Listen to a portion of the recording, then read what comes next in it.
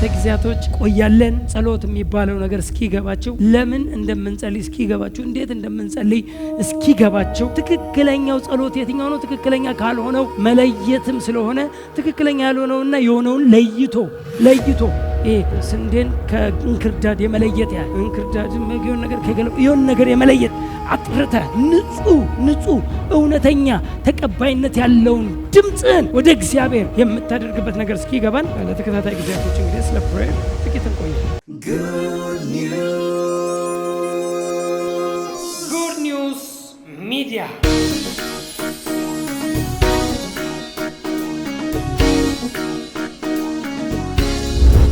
እንግዲህ ዛሬ የምንጀምረው ትምህርት ጸሎት የሚባለው ነገር እስኪገባቸው፣ ለምን እንደምንጸልይ እስኪገባቸው፣ እንዴት እንደምንጸልይ እስኪገባቸው፣ ትክክለኛው ጸሎት የትኛው ነው ትክክለኛ ካልሆነው መለየትም ስለሆነ ትክክለኛ ያልሆነውና የሆነውን ለይቶ ስንዴን ከእንክርዳድ የመለየት ያህል እንክርዳድ የሆነ ነገር ከገለባ የሆነ ነገር የመለየት ያህል አጥርተ ንጹህ እውነተኛ ተቀባይነት ያለውን ድምጽን ወደ እግዚአብሔር የምታደርግበት ነገር እስኪገባን ለተከታታይ ጊዜያቶች እንግዲህ ስለ ፕሬየር ጥቂት እንቆያለን።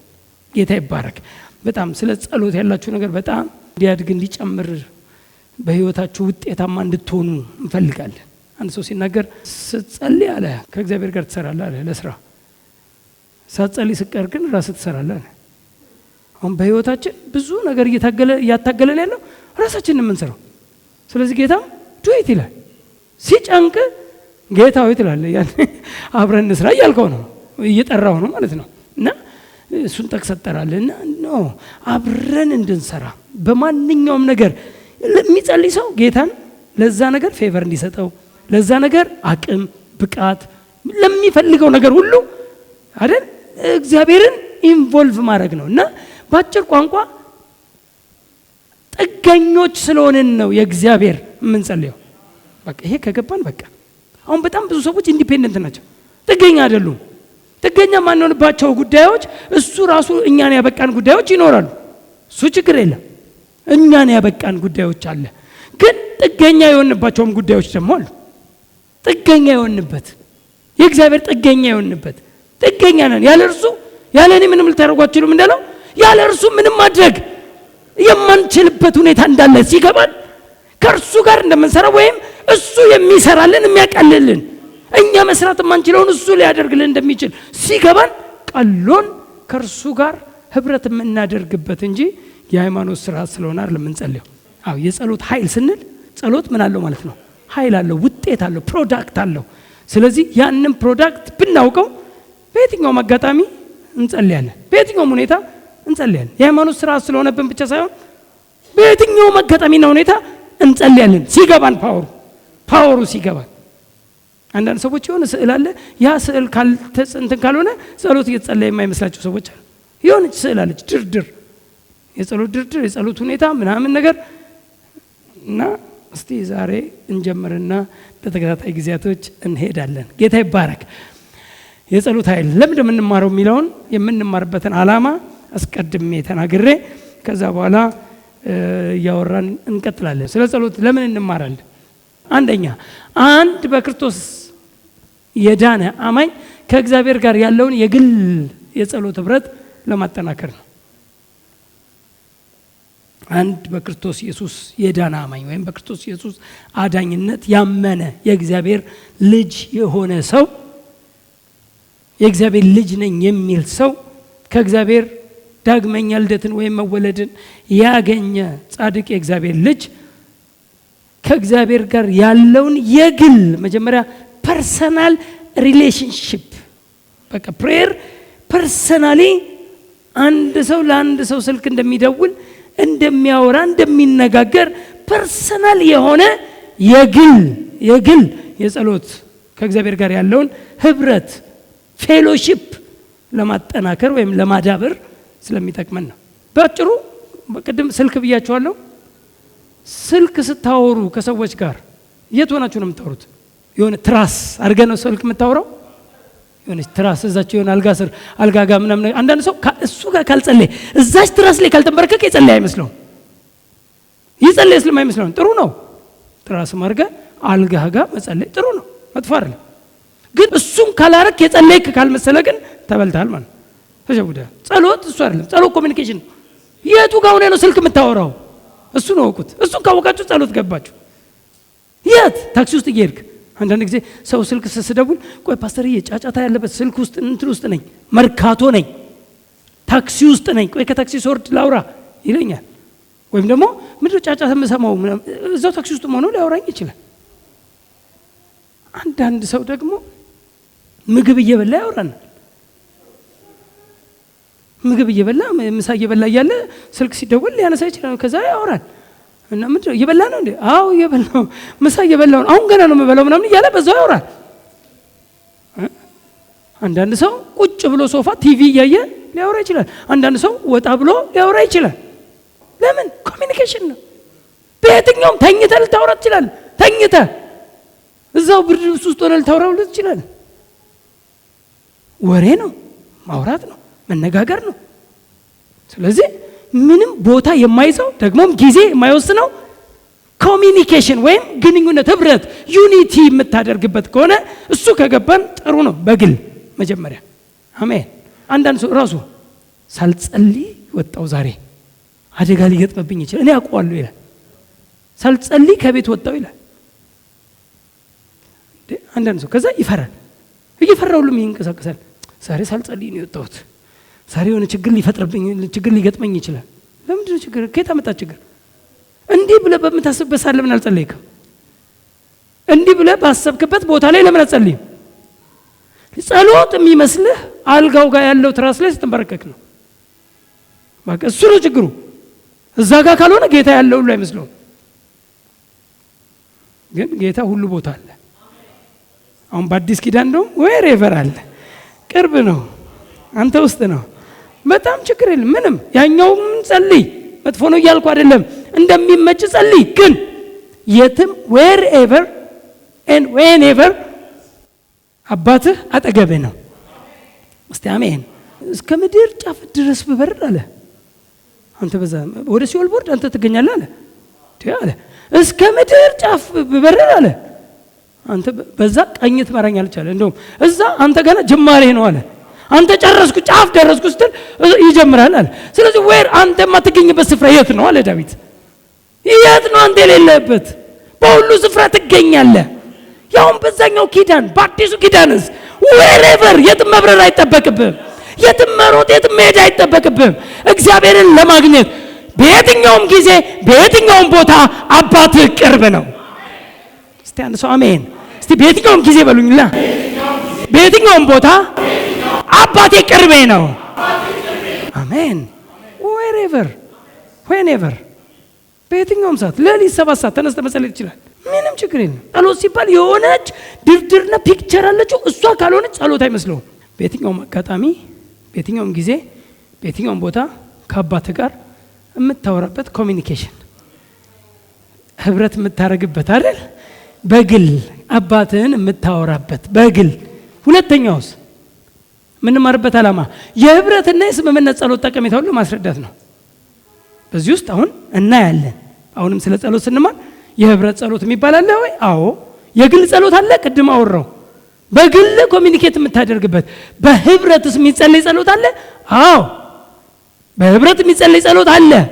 ዘ ፕሬየር ኦፍ አግሪመንት፣ የስምምነት ጸሎት ማቴዎስ 18:18 ቅድም የጠቀስኩላችሁ ማለት ነው። ሁለት ሰዎች በምድር ቢስማሙ በማናቸውም በሚጠይቁት ከአባቴ በሚጠይቁት ነገር ከአባቴ ዘንድ ይደረግላቸዋል። ተስማምተው ምን ቢሉ ቢጸልዩ። ጸሎት አሁን ሰው መጮ ብቻ ነው ያደረገው።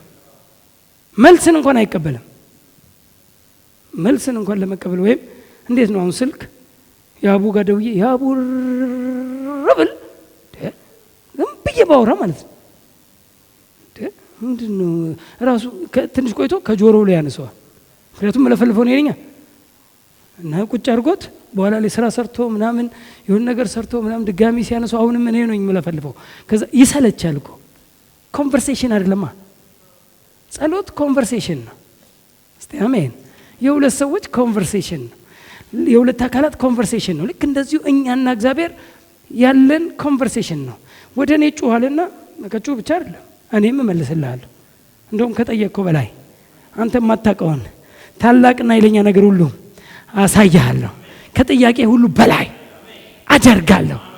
ወደ እኔ ውስጥ እንደ ውስጥ የሆነ ነገር እንትን አድርግ፣ እኔ እሰማለሁ ብቻ አይደለም እመልሳለሁ አለ። ስለዚህ ጸሎትን በዚህ መልክ ከተረዳ ነው ለመጸለይ የሃይማኖት ስርዓት አይሆንብንም፣ ለመጸለይ ትግል አይሆንብንም። ጸሎት በጣም ብዙ ሰዎች ይደክማቸዋል። ብዙ ጊዜ ጸሎት ይደክማል። ለምንድን ነው ሲባል የሚሰማ ስለማይመስል ነው። የሃይማኖት ስራ ስለሚመስል ሰው ጊዜ ማቃጠል ይመስለዋል። ጊዜ ማቃጠል ድክም ይላል። ግን እንደው እየጸለየ እየሰማ እየተመለሰለት መልሱን እየተቀበለ የሚወጣ ሰው ቢሆን ጸሎት ሲባል የመጀመሪያው ፊተኛ እኔ ልጸልይ ነው የሚለው። ለምን? ከውጤትም ነው፣ ውጤትም አለው። ውጤቱንም እያየ ታንጀብል የሆነ ውጤት ፍሩት ያለው ጌታ ይባረክ። ስለዚህ ጸሎት ብሎ የሃይማኖት ስርዓት የሆነ እንደዚህ በህብረት እንትን ላይ የሆነ ፕሮግራም መሙያ አርገን የምንስለው ከሆነ በጣም ተሸውደናል። በጣም በቃና በዜሮ ተሸንፈን ነው የምንወጣው ማለት ነው። ነገር ግን ለጥቅም ዋው እዚህ ይሄን እድል አግኝቼ ከአባቴ ጋር ማወራበት፣ እግዚአብሔርን የምጠይቅበት፣ እግዚአብሔርን የሚመልስልኝ፣ እግዚአብሔርን ማወራበት፣ የምነጋገርበት፣ ከእሱ ጋር ማወራበት ኦፖርቹኒቲ አግኝቼ ከሆነ ግን ፕሬዝ ጋድ ምን ነው ባላቆመችው ነው የምንለው። ጸሎት እኮ ብዙ ጊዜ ሰው ምን ነው ባቆመው ነው የምትለው። አያቆምም እንዴት ይላል? ይደክማል፣ ይሰለቻል። ለምን? የሪሊጅን ፒክቸር ሲሆን ነው። በትሩዝ ሲሆን ግን ጌታ ይባረክ የሆነ እንትን ቅርጽ ሳይኖረው ስፈልግ ቁጭ ብለህ ሃሌሉያ ዋው ትላለህ። በቃ ከዛ ታወራዋል። ከዛ ስፈልግ ተኝተህ ስፈልግ ለምን? ስርዓት አይደለማ። የሆነ የሃይማኖት ስርዓት የተደረደረ ድርድሮሽ አለመሆኑ ሲገባ ውጤት እንዳለው ሲገባ ኢቭን እኮ ማቴዎስ 18 ላይ ሁለት ሰዎች ቢስማሙ አለ ዘ ፕሬየር ኦፍ አግሪመንትን ሲያወራ ሁለት ሰዎች እኮ አለ ሁለት ሰዎች በማናቸውም ነገር የሚገርም ቃል እኮ ነው። በማናቸውም በሚፈልጉት በማናቸውም ነገር ቢስማሙ እና ወደ እኔ ቢጸልዩ ከአባቴ ዘንድ ይደረግላቸዋል። ዘ ፕሬየር ኦፍ አግሪመንት በቸርች ውስጥ እኮ ብዙ ጊዜ የሚደረገው ዘ ፕሬየር ኦፍ አግሪመንት ነው። ተስማምተን እንጸልይ ብሎ እኮ ነው ጋይድ እንድትስማሙ ጋይድ የሚሰጣችሁ። ከዚህ ከመድረክ ላይ የሆነች ርዕስ ቃል አውጥቶ ርዕስ የሚወረውረው ተስማማላችሁ ወይ? በዚህ አዎ እስማማለሁ። እስቲ ሁለታችን ተስማምተን እስቲ እንጠይቀው ጌታን ከአባታችን እንዲደረግልን።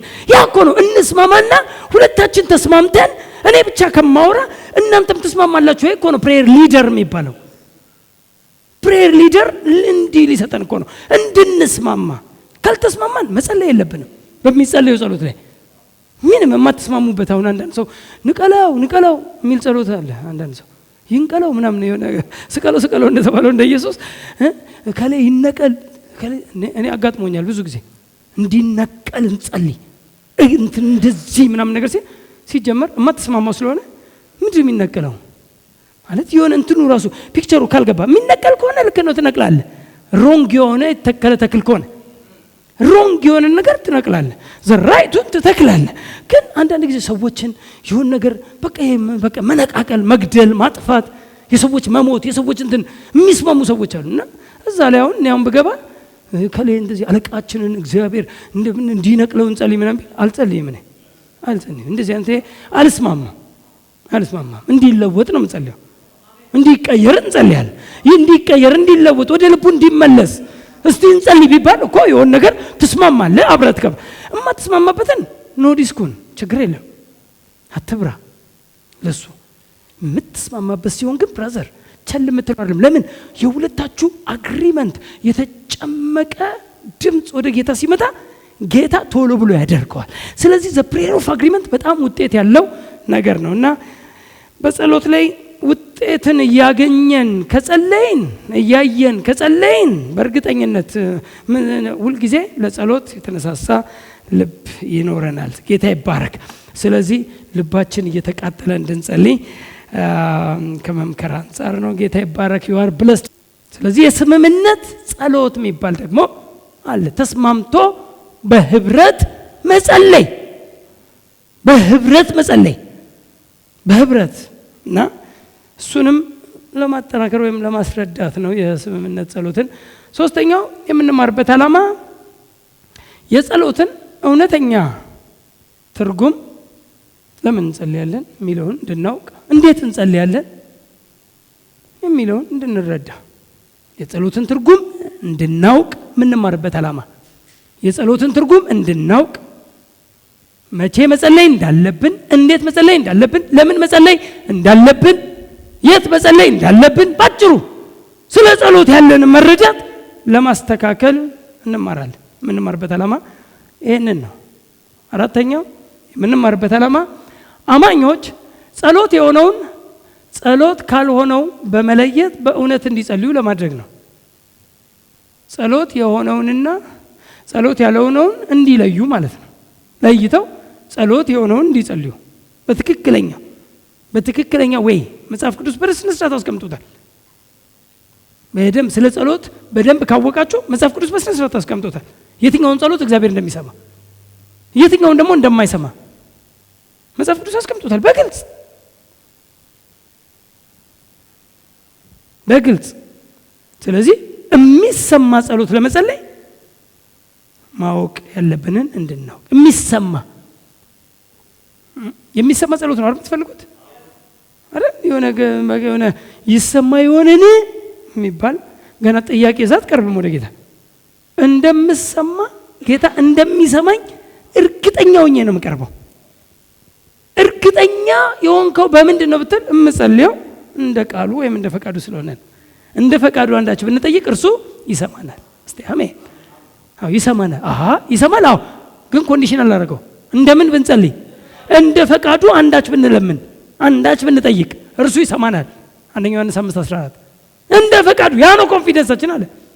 በእግዚአብሔር ዘንድ ያለን ድፍረት ነው ይሄ ነው አለ። እንደሚሰማን እርግጠኛ ነን አለ። ለምን? እንደ ፈቃዱ አንዳች ስለምንጠይቅ ይሄ ድፍረታችን ነው አለ። ቀጥሎ ነው ፌዝ ያወራው። እንደተሰማን ደግሞ ካወቅን እንደተቀበልን ደግሞ እናውቃለን ብሎ 15 ያወራው። ከዛ በኋላ ነው የፌዝ ፕሬየር የሚባለውን ሪሲቭ አድርጎ መውጣትን በደንብ ያወራው። እንደሰማን ካወቅን እንደተቀበልን ደግሞ እናውቃለን አለ። እውቀት ነው ይሄ እውቀት ነው። እስቲ አሜን። ስለዚህ መስማት ብቻ አይደለም ተቀብዬም እንደወጣ ስለሚረዳኝ።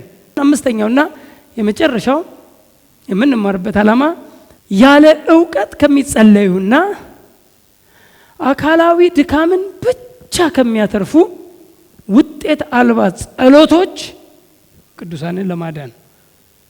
ውጤት አልባ ጸሎት አለ።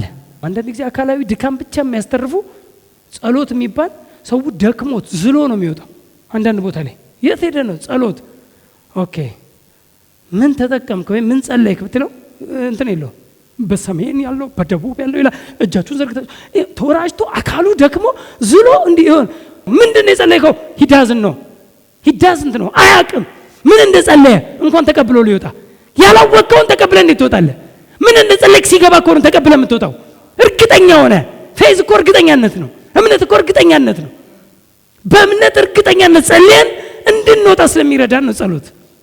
በእምነት እርግጠኛ ሆኜ እንዲህ ጸልያለሁ እንዲህ ሲመለስ በቅርቡ ታያላችሁ እያልክ በቅርቡ ይሄ ሲለወጥ ታያለ እያልክ ለምን ምንድነው ኮንፊደንስ? ከአንድ የሆነ ሚኒስተር መጥቶ ነግሯል እንዴ? ኖ እርግጠኛ ነኝ። እስቲ አሜን።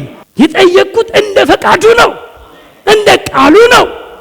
ይሄ ሲለወጥ ታያላችሁ፣ ይሄ ሲመለስ፣ ይሄ ሲስተካከል ታያላችሁ ብሎ በኮንፊደንስ የሚወጣ እንጂ ምን ጸለይክ ሲባል እኔ እንጃ የሚል ግን ደክሞት ዝሎ አካላዊ ድካምን በተለይ በጣም ብዙ ክርስቲያኖች ጸሎት የሚለው ሐሳብ ጠላት ከሚለው ጋር ማገናኘት ብቻ ነው።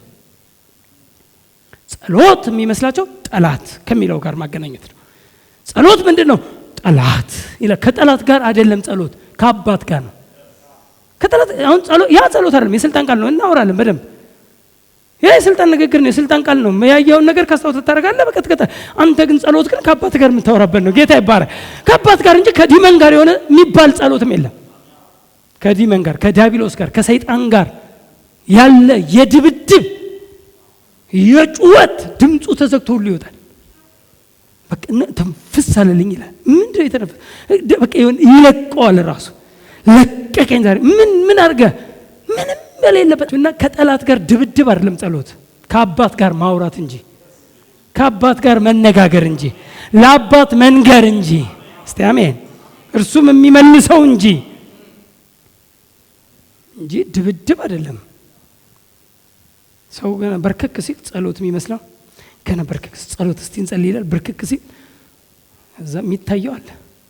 አንደኛ ማንነቱ የወደመ ማንነት ነው፣ የተሸነፈ ማንነት ነው የሚታየው፣ ያበቃለት ማንነት ነው። ስለዚህ መጀመሪያ ራሴን በጸሎት ብቁ አድርጌ መጀመሪያ ወደ እግዚአብሔር ልቅረብ ይላል። ራሴን ብቁ ላድርግ መጀመሪያ እንጂ እግዚአብሔር እንዴት ይሰማኛል ይላል። የአባትና የልጅ ሪሌሽንሺፕ አይገባው። ከዛ በኋላ ደግሞ በቃ ጸሎት ሲመጣውንም የሆነ ነገሩ እንደተያዘ የተያዘ ይላል። የተለቀቀ አይታየውም። የውስጥ አይን መንሸዋረር፣ አለመረዳት ተያዘ። ምንድን ነው የተያዘው? ማን ነው የያዘው? ከየት እንዴት ነው የተያዘው? ማን ነገረ እንደተያዘ? ያንተ ጸሎት፣ ያንተ በረከት፣ ያንተ ደስታ፣ ያንተ ርስት ማን ነው እንደተያዘ የነገረ? ከየት አመጣው? ከየት አመጣው? ለምን እንደተለቀቀ አላወቅም? በሰማያዊ ስፍራ እንዳለ ማን ነው በሰማያዊ ስፍራ የሚይዝብህ? ያንተ ነገር እኮ በሰማያዊ ስፍራ በመንፈሳዊ በረከት ሁሉ። ስለዚህ ያንተ ርስት በሰማያዊ ስፍራ በመንፈሳዊ በረከቶች ሁሉ ተባርካል፣ ተለቆልሃል። አሁን የቀረው ያንተ ነው በእምነት መውሰድ፣ በእምነት ያንተ አለመውሰድ እንጂ የተያዘ ነገር የለም። ማን ይይዛል? ከየት ነው የመጣው ስትለው ዳንኤል 21 ቀን ምናምን ነገር ምናምን ይላል። ከዛ ጸሎት የ21 ቀን ጸሎት የሚባል ሰምታችኋል? ብዙ ለምን 22 ቀን አይሆንም? ለምን 20 ቀን አልሆነም? ከየት መጥቶ ነው? ከየት ነው የመጣችው እቺ ሐሳብ? ዳንኤል ጋር ምንድን ነው እሱ? በጸለይክበት በዛችው ቀን ጸሎት ተሰምቶላል ይላል። ሄዳችሁ ክፍሉን አንብቡ። የዳንኤል ጸሎት የተሰማው የጸለየ ቀን ነው። ውጤቱ የመጣው በ21ኛው ቀን ሊሆን ይችላል። ውጤቱ የመጣው የፋርስ ምናምን ነገር ይዞት ተባለ። እሱን በአዲስ ኪዳን አምጥቶ ለአዲስ ኪዳን አማኝ ማውራት ከነውርም ነውር ምን ማለት ነው? ያኔ እኮ በቃ ምንም እኮ ስልጣኑ አልተገፈፈ፣ ሰይጣን ባለስልጣን ነው። ምንም የፈለገው ነገር ቢያደርግ ችግር የለም። አሁን 21 ቀን የሚጸልዩት ለምንድን ነው? ገና ለማስለቀቅ። እንደተለቀቀ አለማወቅ ራሱ ክስረት ነው። 21ኛው ቀን ፊቱ በርቶ ሊወጣ። ይሄ ፌዝ አይደለም። ፌዝ እምነት ነው። ፌዝ ኢዝ ናው። እምነት አሁን ነው ይላል ዕብራውያን 11:1። ናው ፌዝ ኢዝ ኤ ሰብስታንስ። የማይታየውን ነገር የምናይበት እርግጠኛነት እኮ ነው እምነት።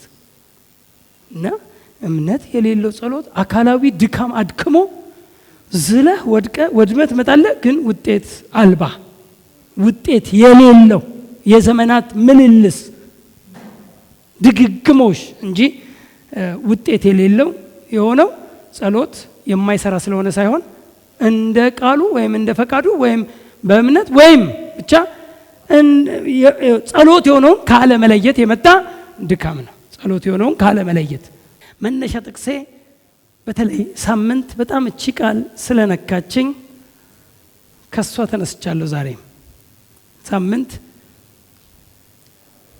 ሚኒስትሪ ኦፍ ዘ ወርድን ስንማር የቃሉን አገልግሎት በዛው ሳወራ እኛ ግን ያሉት ሐዋርያቶች በጣም ደስ የሚል ቋንቋ ያወሩት እሷን መነሻ እሷ ናት። ልቤ ላይ ሙልት አለችና በቃ ሁለቱን ለምን? ምክንያቱም ሁለት ነገር ካወቀን እኮ ስኬት ነው።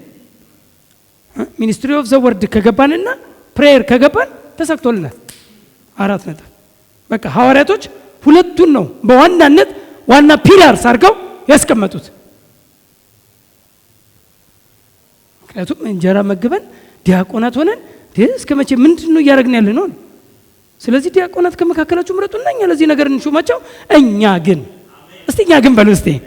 አዎ እነዚህ እኮ ኃላፊነት ያለባቸው ናቸው። የቤተ ክርስቲያን ኃላፊነት ወይም የምትመጣው እኛ የሚመጡት ህዝቦች ሁሉ ኃላፊነት ያለባቸው ሰዎች ናቸው። ይሄን ካላደረጉ ለሚመጣው ትውልድ አይሰሩም። ይሄን ካላደረጉ እነዚህ ሁለት ነገሮች ካላደረጉ ለሚመጣው ትውልድ አይሰሩም።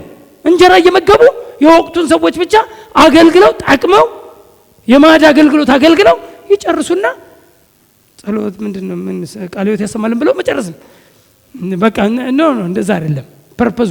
እና ነቁ ሐዋርያቶች ንቅት አሉ። ምን ይሆነን ትክክል አይደለም እያረግን ያለ ነው ትክክል አይደለም። ስለዚህ ይሄን ነገር የሚያገለግሉ ይሄም አገልግሎት ነው። አዎ የድቁና አገልግሎት የዲያቆናት አገልግሎት ነው። አዎ ስለዚህ ዲያቆናትን እንሹም። አዎ ተስማሙ። ስለዚህ ከመካከላችሁ እናንተ ምረጡና ስጡን፣ እኛ ግን ለዚህ ነገር እንሹማቸው። እነሱ ይሄን አገልግሎት ያገልግሉት፣ እኛ ግን ኃላፊነት አለብን፣ ስራ አለን። ነገ ላይ የሚመጣው ትውልድ አለ፣ ነገ የሚሰማን ትውልድ አለ። ስለዚህ ለቃሉ አገልግሎትና ለጸሎት እንተጋለን። እኛ ግን ለጸሎትና ቃሉን ለማገልገል እንተጋለን። በጣም ደስ የሚል ነው። ስለዚህ ፐርሰናል አድርጉት። እኔ ግን በቃ ፐርሰናል እኔ ግን ለጸሎትና ቃሉን ለማገልገል አሌክስ ለጸሎትና ቃሉን ለማገልገል በቃ ለጸሎትና ቃሉን ለማገልገል እኔ ግን መትጋት ካለብኝ ትጋት እንዲኖረኝ ካስፈለገ መትጋት ያለብኝ ለጸሎትና ቃሉን ለማገልገል። ለምን የሚመጣ ትውልድ አለ፣ የታሰረ ትውልድ አለ፣ በጨለማ የሚመላለስ ትውልድ አለ። መጥቶ እንኳን ጌታን ተቀብሎ በብርሃን ውስጥ እየኖረ እንኳን ባለማወቅ ጨለማ ውስጥ አሁንም የሚመላለስ ብዙ አለ። ስለዚህ ለጸሎትና ቃሉን ለማገልገል እንተጋለን። ስለዚህ ይሄ ሁለት ነገር እንደ ቸርቻችን በጣም ዋና ነገር አድርገነው የምንሄደው ነው። ጸሎትና ቃል እስቲ አሜን። በጣም የሚገርም ነው። እና but we will give you ourselves continually to prayer and to the ministry of the word የቃሉ አገልግሎት የሚባል ነው። የቃሉ አገልግሎትና ሁልጊዜ continually ራሳችንን ለዚህ እንሰጣለን። እስቲ አንድ ሰው አሜን። ራሳችንን ለዚህ እንማርካለን። ራሱን የሚማርክ ሰው ለጸሎትና ቃሉን ለማገልገል፣ ለጸሎትና ቃሉን ለመስማት፣ ለጸሎትና ቃሉን ለመማር እስቲ አሜን እንተጋለን። ትጋት ካስፈለገ እንደ ህዝብም ነው ማውራው። ቃሉን ለመስማት እስቲ አሜን፣ ቃሉን ለመማር፣ ቃሉን እኛም እንዳገልጋይ ቃሉን ለማገልገል እንተጋለን። ስለዚህ ትጋታችን ፎከስ ማድረግ ያለበት ይሄ ነው። መነሻ ጥቅሴ የሚሆነው አንደኛው ይሄ ነው። ሁለተኛው ጥቅስ አንደኛው ዮሐንስ 5:14 በእርሱ ዘንድ ያለን ድፍረት ይሄ ነው። ይሄ ታላቅ ድፍረት ነው፣ ኮንፊደንስ ነው። በእርሱ ዘንድ ያለን ድፍረት ይህ ነው፣ እንደ ፈቃዱ አንዳች ብንጠይቅ ይሰማናል። እስቲ አሜን። according to his will, that we ask anything according to his will, according to his will እንደ ፈቃዱ። የእግዚአብሔር ፈቃድ በቃሉ የተገለጠ ነው። የእግዚአብሔር ፈቃድ ማለት የእግዚአብሔር ቃል ነው። እንደ ቃሉ አንዳች ብንጠይቅ ማለት እኮ ነው። እንደ ቃሉ ካልሆነስ እንደ ፈቃዱ አይደለም። የእግዚአብሔር ፈቃድ በቃሎቹ የተገለጠ ነው እንጂ ገና እግዚአብሔር ማስፈቀድ ማለት አይደለም። ጸሎት አይደለም። እንደ ፈቃዱ ፈቃዱ አንተ ጋር ነው። እንደ ፈቃዱ ጸልይ የተባልከው አንተ ነህ። እንደ ፈቃዱ ምን ጸልየው እኛ ነን። ፈቃዱ እኛ ጋር ነው፣ እሱ ጋር አይደለም። ማስፈቀድ አይደለም፣ እርሱ ማስፈቀድ አይደለም። አሁን ፈቃዱ እኛ ጋር ነው። ለዚህ ነው ዮሐንስ 15:7 ላይ በእኔ ብትኖሩ ቃሎቼም በእናንተ ቢኖሩ፣ እስቲ አንድ ሰው አሜን። ቃሎቼም በእናንተ ቢኖሩ የምትወዱትን የምትፈልጉትን ሁሉ ጠይቁ ይሆንላችሁማል፣ ታገኙማላችሁ። ጠይቁ ይሆናል። የትኛውን የፈለግከውን ግን እንደምን አለ? በእኔ ብትኖሩ ብቻ አላለም። አማኝ ብቻ መሆን ብቻ በቂ አይደለም ማለት እዚህ ጋር ለፕሬየር በእኔ ብትኖሩ ብቻ አላለም። ቃሎቼም በእናንተ ቢኖሩ። አሁን አኮርዲንግ ቱ ሂዝ ዊል ነው የምትጠይቀው። ቃሉ አንተ ጋር አለ። እንደ ፈቃዱ ምን ታደርጋለህ? ትጠይቃል። ቃሉ አንተ ጋር ነው፣ ፈቃዱ አንተ ጋር ነው። ማስፈቀድ አይደለም። እንደ ፈቃዱ ጠይቅ ነው የተባልከው። አኮርዲንግ ቱ ሂዝ ዊል አስክ ማድረግ። አስክ እዚህ ጋር ብንለምን ነው የሚለው አማርኛችን። ባይዘው እዚህ ጋር አስተካክለን እንለፍ። እግዚአብሔር አባታችን ነው፣ አይለመንም። አባት ይጠየቃል እንጂ አይለመንም። መጽሐፍ ቅዱሳችንን የተረጎሙት ተርጓሚዎች የድሮ ተርጓሚዎች ናቸው ጸሎት የሚለውን ወይም መጠየቅ የሚለውን መለመን ብለው ያመጡት። የትም ቦታ ላይ ቤጊንግ አይልም፣ ቤግ አይልም፣ መለመን አይልም፣ ልመና አይልም። እንዴት እግዚአብሔርን እንለምነዋል? እንደው ምናምን ነገር ምናምን ትላለህ ጌታን እንዴ ልጅ ነን እኮ እኛ የትም ቦታ ላይ ሄዱና እዚህ ጋርም አስክ ነው የሚለው that we ask if we ask anything according to his will እንደ ፈቃዱ አንዳች ብንጠይቅ አስክ ነው የሚለው የትም ቦታ ላይ ለምኑ ይሰጣቸዋል አይደል ጠይቁ ነው የሚለው እንግሊዘኛው አስክ ነው የሚለው አትለምኑ ምን አለ እናንተ አይሆንም አስክ ለምነኛ አሕዛብን ለርስቴ ምድር እንዳርቸ ለግዛት አስክ ሚ አስክ የትም ቦታ ላይ ለምን ቤግ ሚ አይልም ለምነኝ አይልም ልመና አይደለም ጠይቀኝ ኮንፊደንሳችን ይሄ ነው አባታችን እንጠይቀዋለን ይመልስልናል እስቲ አሜን that's our confidence this is our confidence ድፍረታችን ይሄ ነው ስለዚህ እንደ ፈቃዱ እንድንጸልይ ስለሚረዳን ነው የምንማረው ሶስተኛው ጥቅሳችን ሐዋርያ ሥራ 12 ይሄ ነው መነሻ ጥቅሳችን ሶስተኛው መነሻ ጥቅሳችን ሐዋርያ ሥራ ምዕራፍ 12 ላይ እንደውም ኃይል የሚለው አንዱ ኃይል እንድል ርዕሱ ራሱ የጸሎት ኃይል the power of prayer እንድንል ሁሉ አንዱ ምክንያት የሚሆነው ይሄን ቻፕተር በደንብ ስታጠኑት ነው ከመጀመሪያ እናንተ ሄዱና ሙሉን አጥኑት ሐዋርያ ሥራ ምዕራፍ 12 ከአንድ ጀምራችሁ ታሪኩን በደንብ ይገባቸዋል ትላንት አንድ ወዳጁ አንድ ዋና መሪ የሚባል ትላንት ሞተ ትላንት ገደሉት በሌላኛው ቀን ደግሞ ጴጥሮስን አሰሩት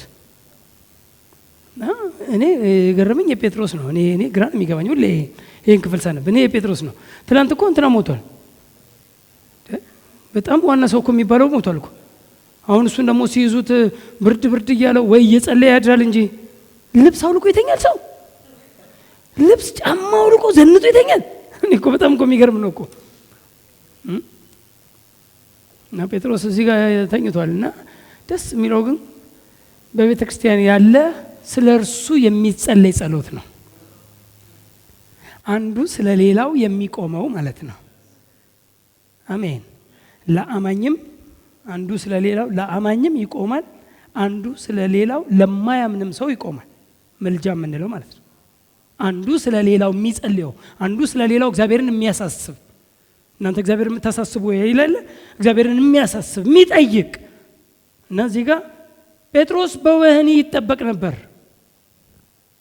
ነገር ግን በቤተ ክርስቲያን ስለ እርሱ ወደ እግዚአብሔር ጸሎት አጥብቆ ይደረግ ነበር ደስ ይላል ጌታ ይባረክ በቤተ ክርስቲያን አጥብቆ ጸሎት ይደረግ ነበር ሲሪየስሊ ኢርነስትሊ በቃ ሲሪየስ የሆነ ጸሎት ውጤት የሚያመጣ ጸሎት አጥብቆ ማለት እጅን እንዲጭብቅ አድርጎ አይደለም አጥብቆ ሲሪየስ በጣም ሲሪየስ ያልከው ነው ጋድን ኢርነስትሊ እስቲ አሜን ሲሪየስሊ ወደ እግዚአብሔር ጸሎት እዚህ ጋር ይሁንሽ ነገር አይታችሁ አሁንም እለፉ ጸሎት ወደ ማን ነው ወደ እግዚአብሔር አንቱ ጋድ እንግሊዘኛው እንደዛ ነው የሚለው አንቱ ጋድ ጸሎት ወደ እግዚአብሔር እንጂ ጸሎት ወደ ሰይጣን አይደለም ጸሎት ወደ እግዚአብሔር እንጂ ጸሎት ወደ ሰው አይደለም ጸሎት ወደ እግዚአብሔር እንጂ ዝም ብሎ ሙከራ ማድረግ አይደለም ጸሎት ቀጥታ የጸሎት አድሬስ ወይም የጸሎት ሰሚ አድማጭ የሆነ መካከለኛ ያስፈልግ ይሄ አንዳንድ ድርጅት ሲደውል መጀመሪያ እከሊትን ታገኛታለህ እከሊት ታገናኛለች ይሄ አገናኝ የለውም ጌታ ይባረክ ምንም አገናኝ የለውም ጸሎት ራስ ታወራለህ አባትህን የምታወራበት ምንም ባንተና በሱ መካከል ሌላ አገናኝ የማያስፈልግበት እስቲ አሜን ጸሎት ወደ እግዚአብሔር ይደረግ ነበር ልክ ይሄ ጸሎት ነው ሲሪየስ ሆኖ ሲጸልዩ በዛችው ሌሊት እግዚአብሔር መልአኩን ላከ አንድ ሰው ሲናገር ስትጸልይ እግዚአብሔር መልአኩን ይልካል አለ ስታመልክ ግን እግዚአብሔር ራሱ ይገኛል አለ ደስ ይለኛል እና መልአኩን ላከ ሄደ ገባ ጴጥሮስን በካራቴ ምናምን ብሎ አስነሳው ጎኑን ብሎ አነቃው ትተኛለህ እንዴ አለው መልአኩ ራሱ አንተ በዚህ ሰተኛ አነቃው ከተኛበት ተነሳና ልብስ ጫማን አርጋለው ከዛስ ይዞት ሄደ መንገድ ላይ ሲደርስ ተሰወረበት ከዛ ሲያይ ማንም የለም ገባው በቃ እንዴት እንደወጣ ገባው ሄዶ ሲያንኳኳ ቤቱን ግራስኪ ገቡ ያየሽው እሱን የሚመስል መልአክ እንዳይሆን አሏት እኮ ጴጥሮስ ነው ስትል እሷ እኮ ሰላም እንኳን አላለችውም። ላጥ ብለ እኔ እኮ አንዳንድ ሰዎች ይገርማል ይጸልዩና ጸሎት መልስ እንኳን ሲመጣ አያምኑትም። ለምን ጸለየች ሮዲያ? እኔ በጣም ነው ጴጥሮስ እነሱስ ልክ ነው ቢሉ ደስ ባለኝ። ልክ ነው ጸለየናል we were serious እና በቃ ምናምን ነገር እኛም ጸለየናል ሲሪየስ ነበርን ነው ልክ ነው አላላትም። መልአኩን አይተሽ እንደሆነ አንዳንዴ በጣም የሆነ እየጸለየም ማያምን አለ። አንዳንድ ሰው ጸልዮ እንኳን ውጤቱ አንዳንድ ጊዜ የሚያስደነግጥም አለ። ካሰብከውም በላይ ይሆንብሃል፣ ከግምትህም በላይ ሊሆንብህ ይችላል። ዘካርያስ ይጸልያል ዕጣን እያጠነ ሁሌ እድል ደረሰው ምንድነው ዕጣኑ ብቻ ደረሰው እያጠነ ከዛ መልአኩ መጣና ጸሎት ተሰምቶላል አለ። መውለድ ልጅ የለው ጸሎት ተሰምቶላል አለ። እና ይሄ እንዴት አውቃለሁ አለ። ታዲያ ለምን ይጸልያል?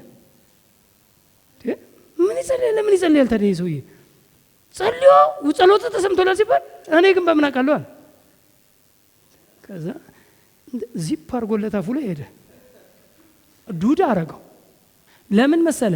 ይሄን አምቢሊፍ ሄዶ ሚስቱ ላይ ያጋባል። ስለዚህ ጸጥ ብሎ ሚስቱን ቢያገኛት ይሻላል። ጸጥ ብሎ ሚስቱን ቢያገኛት ማናት? ኤልሳቤጥ ናት። ሄዶ እሷን ቢያገኝ ይሻላል። ዮሐንስን የሚያክል ጃይንት ለመወለድ ዮሐንስ እኮ የተወለደው በእንደዚህ እኮ ነው። ግን እንዴት አውቃለሁ ይላል። በኋላ እኮ ልክ እንትን ስም ሲወጣለት እኮ ነው አፉ የተከፈተው። እስከዛ እኮ ተዘጋ። አንዳንዱ ይጸልያል ጸሎት ተሰማለ ሲባል ይላል አያምነውም። አንዳንዱ ልክ ነው ከሚያስበው በላይ ሊሆንበት ይችላል። አንዳንዱ ግን ዝም ብሎ ይጸልይና ግን መቀበል ላይ ፑር ነው። እኛ ግን ጸልየን ተቀብለን እንወጣለን። እስቲ አሜን። ከጸለያችሁ በኋላ ውጤታችሁን ቴንኪው ብላችሁ መውጣት አለባችሁ። ማኒፌስት ሲሆን አይደለም ሲገለጥና አካል ለብሶ ሲመጣ አይደለም የምታምነው። የጸለይከውን እንደሰማ እርግጠኛ ከሆንክ እንደተቀበልክ እርግጠኛ ሆነህ ትወጣለህ። እስቲ አንድ ሰው አሜን። እንደተቀበለ ሰው እርግጠኛ ሆኖ መውጣት። እርግጠኛነት እርግጠኛ የምትሆንበት ወይም ምልክቱ ምንድነው ከተባለ አባት ሆይ ስለሰማኸኝ አመሰግናለሁ ካልክ እርግጠኛ ነህ። ስለሰማኸኝ እኔ እኮ እንትና እኮ ሳይወጣ ነው እኮ ስለሰማኸኝ አመሰግናለሁ ያለው አላዛር ሳይወጣ ጌታ አባት ሆይ ስለሰማኸኝ ሁልጊዜ እንድትሰማኝ አውቃለሁ ስለሰማኸኝ ፕሬዝ ጋድ ይሄን እኮ ነው ያለው። ስለሰማኸኝ አመሰግናለሁ ካለ በኋላ እኮ ነው አላዛር ናውጣ ያለው እንጂ አላዛር ተጠቅልሎ ከወጣ በኋላ እኮ አይደለም ስለሰማኸኝ ያለው። ውጤት ሲያር ለሚያመሰግነው አመስግኖ ነው ውጤት ያየው። እስቲ አሜን። ስለዚህ የእምነት ሰው ኮንክ የእምነት ጸላይ ኮንክ በእምነት የምትጸልይ ከሆነ አመስግነ ውጤት ታያለ እንጂ ውጤት ስታይ ማመስገን ይሄማ ፍጥረታዊ ሰው የሚያደርገው ነው። ይሄ እኮ ያላመነም አሕዛብም ያደርጉታል እኮ አለ። ያንተ ዲፈረንስ ምንድነው? ያንተን ዲፈረንስ የሚያደርገው ልዩ የሚያደርገው ሃሌሉያ አመስግነ የእምነት ሰው መሆንህን አሳይተ አባት ወይ ይሄን ጠይቄያለሁ ስለሰጠኝ ስለሞላህልኝ አመሰግናለሁ ብለህ ትወጣለህ። የመጀመሪያው ማመስገን ነው። ሁለተኛው አክሽን ነው፣ ተግባር ነው። ከዛ በኋላ በተግባር ልብ ሙልት ካለ ሄደ በተግባር የምትፈልገውን ነገር ሄደ ታስተካክላለህ፣ ትጠይቃለህ። ስራ ከሆነ ሄደ ትገባለህ፣ ትመዘገባለህ፣ ወደ አክሽን ትሄዳለህ ወደፊት። ይሄ የእምነት ሰው መሆን ወይም በእምነት ጠይቀ የመመለሱ እርግጠኛ የመሆን ምልክት ነው። በተግባር ደግሞ ትሄዳለህ። በቃ አንዳንድ የሆነ ነገር ትጀምራለህ ምናምን ነገር እንዲህ ዲል ታደርጋለህ። አንዳንድ ቢዝነስ ሜኖች ሲያወሩ ሰማለሁ ብዙ ጊዜ። ይሄን ነገር የጀመርኩት ጸለይኩ እንዲህ አለ ልቤ ሞላ። ከዛ በኋላ አክሽን ሄጄ መርካቶ መጠየቅ ጀመርኩ። እንዲህ ያነ ቦታ እንዲህ ጀመርኩ። በነፃ ሁሉ ተሰጥቶኝ ነው የጀመርኩት ቢዝነስ ሁሉ ይላል። በነፃ ባለሱቆቹ በነፃ ሰጡኝ። እንትኑን ምናምን ተደረጉ። በቃ እንትን ታርገት መልሰል አሉኝ። እንዲያርጌ በቃ እና ይሄ ምንድነው ሲባል የእምነት እርምጃ፣ የእምነት ጉዞ፣ ጌታን የማመን የእግዚአብሔርን አብሮነት እርግጠኛ እየሆነ የሚቀጥል ሲሆን ነው። ስለዚህ መነሻ ጥቅሶቻችን እነዚህን ጥቅሶች ይዘን እንግዲህ እንፈሳለን ማለት ነው። ጌታ ይባረክ። በትምህርት ውስጥ የሚዳሰሱ አንደኛው ጸሎት ምንድነው? ለምን እንጸልያለን? እንዴት እንጸልይ? የጸሎት አይነቶች በተለይ በአዲስ ኪዳን የጸሎት አይነቶች ምን ይመስላሉ? መጸለይ ያለብን የትና መቼ ነው? እነዚህ ሁሉ ይዳሰሳሉ። ለእያንዳንዱ ርዕስ ባልሰጠውም ግን በትምህርቴ ውስጥም ልዳሰው እችላለሁ። ጸሎት የሆነውንና ጸሎት ያልሆነውን መለየት፣ የንስሐ ትርጉምና ዓላማ። አንዳንድ ሰው የንስሐ ብሎ ጸሎት ይለዋል።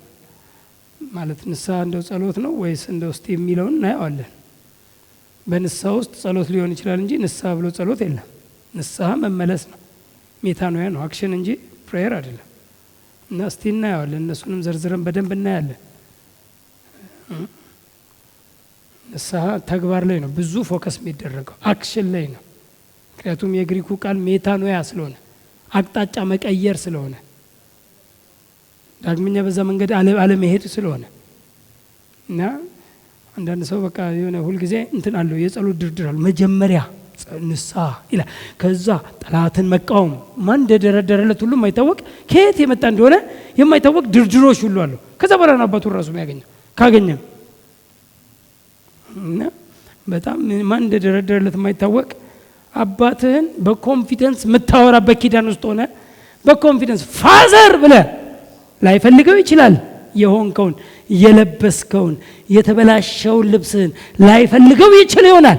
ያቆሸሽከውን እኔ ልጄ ቆሽሾ ጭቃ በጭቃ ሆኖ ምን ብሎ ሊሆን ይችላል። ላልፈልገው ይችላል ጭቃ በጭቃ መሆኑን። ነገር ግን ፓፓ ብሎ ሲመጣ ግን ደስ ይለኛል። እያለቀሰ መምጣት የለበትም። እኔን ለማግኘት አሁን ልጄ እያለቀ አባቴ አንድ መጀመሪያ እኔ ምናምን ነገር እያለ የሆነ ነገር በድዬሃለሁ ምናምን እያለ ይጥፋል የምትለው ራሱ እኔ ራሴ ማለት ነው። እንኳን ለጌታ ምን ሆነ ነው ባባ ብሎ እና ጭቃው ሊኖር ይችላል። ጭቃውን ላጥቆ እችላለሁ፣ ላልፈልገው እችላለሁ። የቦካው ነገር ልብሱን ልቀይርለት እችላለሁ፣ ምን እችላለሁ እንጂ የአባትና የልጅነት ሪሌሽንሺፕ አልቅሰና ሆዱን አባብተ ገና ጌታን ዘንበል የምታረገው ሃይማኖት የሳለብህ እግዚአብሔር አይደለም። እንደዛ አይደለም። አባትህ ነው። ከአባትህ ጋር ያለ ህብረት እንዳለ ነው።